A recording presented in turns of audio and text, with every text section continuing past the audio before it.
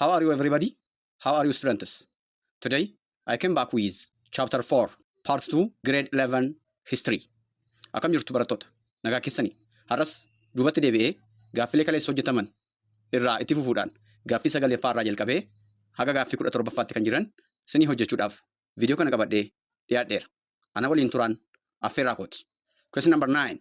The 9 saints arrived in Ethiopia mainly during the qulqulloonni salgan Itoophiyaa kan qubatan kanneen armaan gadii keessaa bara mootii isa kamiiti? A. During the Aksumite period. B. During the Zagwe period. C. During the Gondarain period. D. During the Solomonic restoration. The 9 saints arrived in Ethiopia mainly during the Aksumite period. Qulqulloonni salgan Itoophiyaa kan isaan qubatan bara mootii Aksumite. So the answer is A. Question number 10.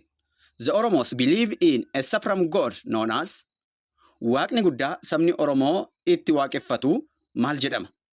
A. Qaallu. B. Waaqa. C. Mukarib. D. Abadula. Oromos believe in a supreme god known as Waaqa. The answer is B. Waaqa is the supreme creator god in Oromo traditional belief. Mukarib is South Arabian term, while Abadula is a warrior, not deity. Question number 11. The Oromo socio-political system is known as Sirni Hawa Siyaasa Ummata Oromoo maal jedhama? A. Fitaha Nagast. B. Gadaa system. C. Kibra Nagast. D. Sharia. Gadaa system is the Oromo socio-political system. So B is the correct answer. Question number 12. Which condition best explains why the early Middle Ages in Europe are described as the Dark Age? Kanneen armaan gaditti eeraman keessa yeroo giddu galeessa Awurooppaa bara dukkanaa jedhamuun kan sirriitti ibsu kami? A. Complete absence of civilization. B. Total collapse of Christianity. C. Decline of centralized authority and learning after Roman rule. D. Lack of agricultural production. The decline of centralized authority and learning after Roman rule best explains why the early Middle Ages in Europe are described as the Dark Age. So, the fall of Roman administration caused the political instability that declined in trade, urban decay, and reduced learning. So, C is the correct answer. Civilization did not disappear. Societies are continued to function. So, A is wrong. Since Christianity actually became stronger during this period, so there was no total collapse of Christianity. D is also not the answer because agriculture remained the main economic activity of the Middle Ages in Europe. Question number 13. The feudal system mainly developed in medieval Europe as a response to sirni feudalismii bara giddu galeessa Awurooppaa keessatti kanneen armaan gadii keessaa sababa isa kamiin uumame? A. Due to the growth of long distance trade. B. Due to the frequent invention and the lack of security. C. Due to the expansion of democratic institutions. D. Due to the influence of Roman law. Basically, the frequent invention and the lack of security causes the feudal system. So, invention by Vikings, Magyars, and Muslims forced people to seek protection through local lords. So, B is the correct answer. Why A is not the answer? Because trade declined in the early Middle Ages.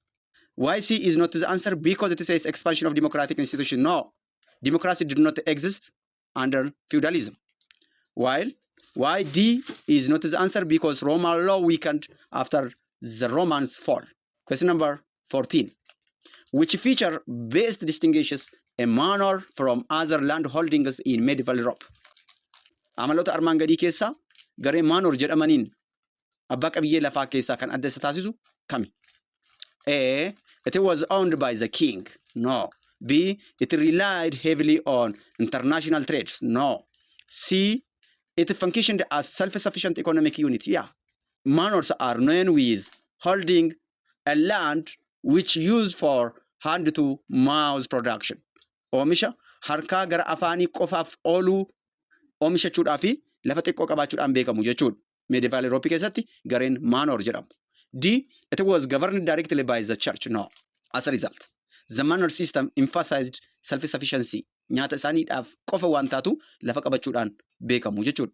Manors were owned by local lords, not by the king. While manors minimized trade and produced most necessities locally. Wantoota naannoo keessatti baay'ee jireenya isaaniidhaaf barbaachisaa ta'e oomishu malee gabaadhaaf waan ta'e addunyaadhaaf waan ta'uu danda'u oomishuudhaaf lafa isaan dandeessisuun qabaatan. So B in deebiin ta'u. The church did not directly govern most manors. So D is also not the answer. Question number 15. Why was the relationship between a lord and a vassal central to feudalism? A.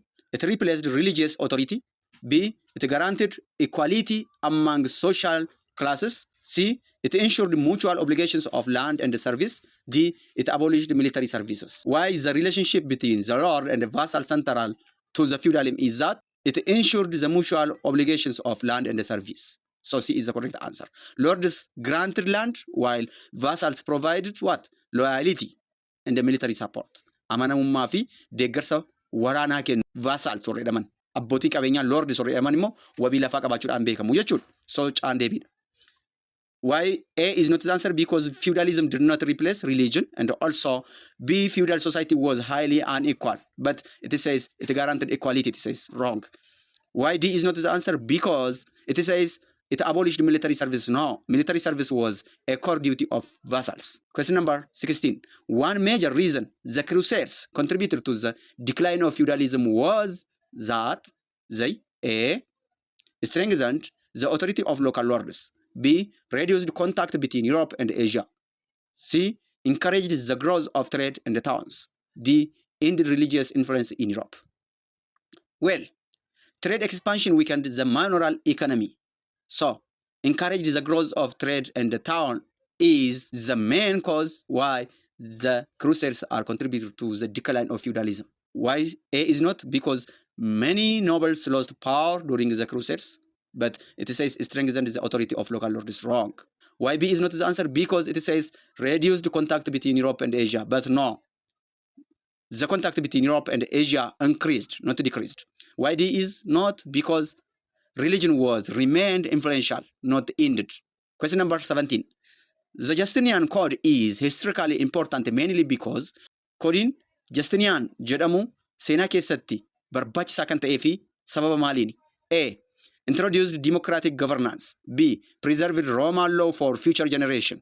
C. Abolished slavery in the Byzantine Empire. D. Ended the power of the church. Justinian Code barbaachisaa kan ta'ee fi dhaloota egereedhaa fi seera Roomaa keessa jiru kan tiksu waan ta'eefidha. So B is the correct answer. The code systematized Roman law and influenced modern legal system. Why A is not? Because the Byzantine Empire was autocratic, not democratic.